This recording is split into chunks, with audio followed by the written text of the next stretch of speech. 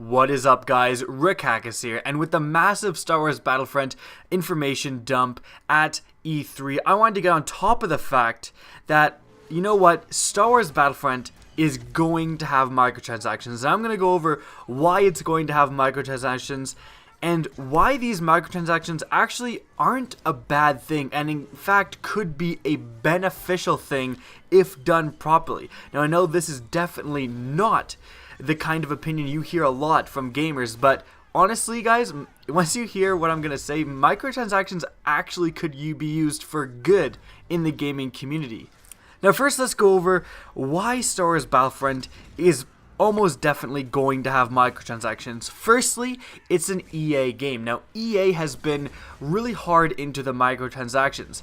They did so with Battlefield 4 with the battle pack. So initially you couldn't buy them, but I believe now that you definitely can.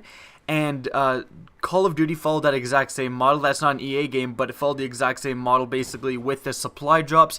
Again, not being microtransactions at first. So when the game first came out and people's first impressions of the game were that there weren't microtransactions, and then once people were addicted and already playing the game, then they just turned on the microtransaction feature. And they could totally do that again with this Star Wars Battlefront. But EA has also been very into microtransactions with BioWare games. Mass Effect, Dragon Age, those games really rely on microtransactions, and I don't want to talk about them too much because they really go into why microtransactions can be beneficial. But also, I'm going to play devil's advocate here for just a little bit and be somewhat on the side of a company. I've got a bachelor's in commerce, so I know a lot about the inner workings of businesses. Now, that's not anything to brag, it's just that I do know more about the business side of things than I think a lot of people do. And you know what? These companies are most often operating at an extreme loss, especially when you're looking at a Star Wars game. Just the rights. The EA probably had to pay hundreds of millions, if not upwards of $1 billion to get the rights just to utilize Star Wars in their games. So they're operating at an astronomical loss right now with Star Wars Battlefront. The development fees to make it, and again, just the licensing fees put them back so much, so they need to recuperate their money. And we as gamers keep asking more and more from games, but we refuse to pay more. And so it's almost like the companies need to trick us into giving them more, because they are certainly spending more on games, but we don't want to pay more for the individual game. I think about the best example is Call of Duty. When Call of Duty 4 came out, it was like $59.99, so it was like $60. The new Call of Duties are only $70, so $10 more, and that's been quite a few years, so that's inflation would already make that difference not that much. But just, I'm not saying the new Call of Duties are better than Call of Duty 4, definitely not saying that.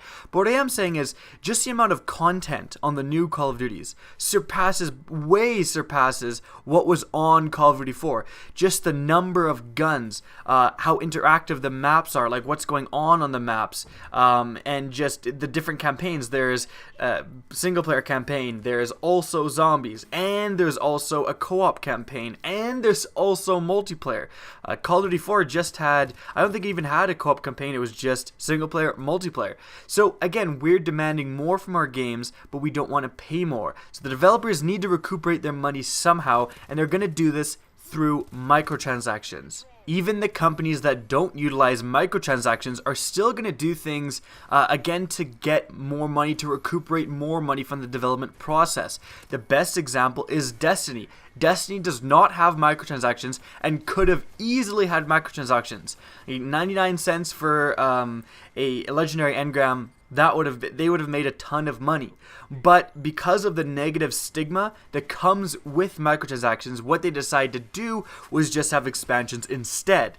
And it's funny that just, the perspective of microtransactions being so negative, we often compliment Bungie and Destiny and say, oh, like what a fantastic thing. They don't have microtransactions. They could have easily had microtransactions, which is true. They could have easily had microtransactions. But the important thing that we're all forgetting is they are charging $20, which is $5 more than most companies charge for their, quote unquote expansion packs.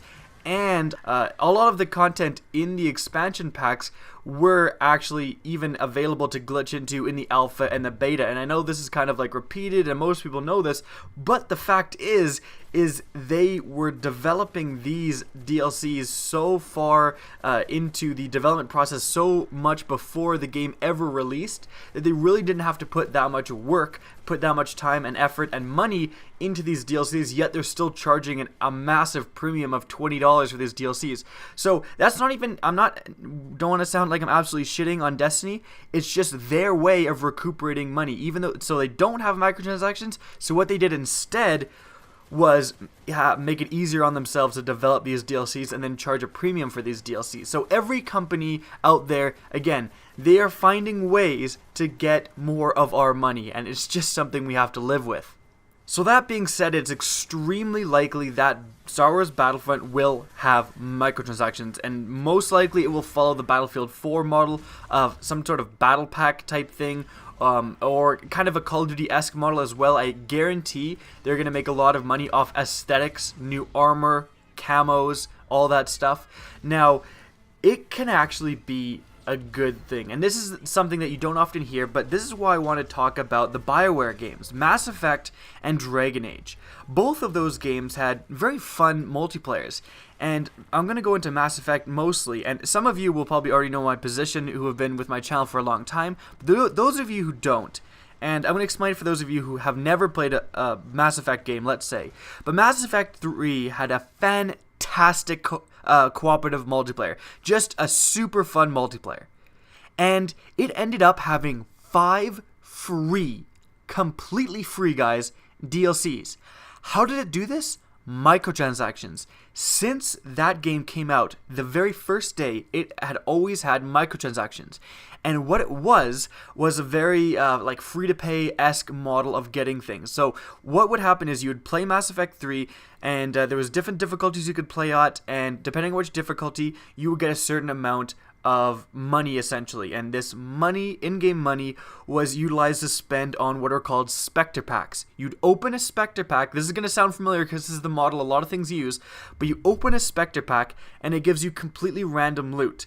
Now, the Spectre Packs did have a certain level to them, so there was like a bronze Spectre Pack, silver, gold, and let's say if you opened a gold, you were guaranteed one rare item. So you could get a rare gun, a rare character, later on like a rare bonus. I guess they were called gears that would just like give assault rifle plus 10% or whatever it was. And so with this model, every single thing, weapons, weapon attachments, characters, everything was only unlockable through these Spectre Packs. Now again, you could just get them with in-game money, but you could also buy them. Now, because of this, because everything was available through these Spectre Packs and you always had the option to buy them, Mass Effect 3 ended up making a lot of money.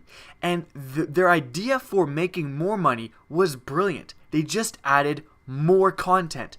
The DLCs weren't just like craptastic DLCs. Mass Effect 3 DLCs added new maps, new characters, new weapons, new weapon attachments. One even added a new enemy type. It was insane how much content was added, but because almost all of this content was only unlockable with Spectre Packs, all they had to do was just add more content into the game. Just be like, here guys, more stuff. And a lot of people, in order to get this stuff, spent their money on Spectre Packs.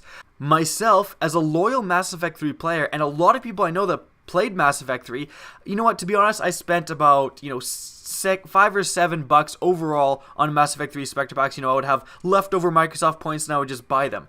But I was getting way more than like $7 worth of content, way more. And so for me, I was good enough at the game, I played the game loyally enough that I could easily unlock Spectre Packs just with the in-game money. I never found it to be a problem. So for me, and for my perspective, and for a lot of gamers' perspectives, playing Mass Effect 3 and Dragon Age Origins that just released, Dragon Age Inquisition that just released and has the same model. It's also a cooperative multiplayer, and you can only achieve things through chests. These chests can also be purchased with money.